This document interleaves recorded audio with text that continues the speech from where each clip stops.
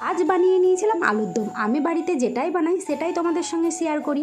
তো আলুগুলোকে দেখতেই পাচ্ছ, প্রথমে ছাড়িয়ে কেটে নিয়েছি, তারপর জল দিয়ে সেদ্ধ করে নিচ্ছি। এবার একটা মশলার পেস্ট তৈরি করে নিতে হবে। মশলার মধ্যে জিরে, আদা, লঙ্কা, গোটা গরম মশলা, টমেটো, চাল মগজ, আর তোমরা পারলে একটু পোস্তও দিতে পারো, দিয়ে মশলার পেস্টটা তৈরি করে নেবে। তারপর কড়াই বসিয়ে কড়াইয়ে সাদা তেল দিয়ে আলুগুলোকে লবণ আর হলুদ দিয়ে ভালো করে ভেজে তুলে নিতে হবে।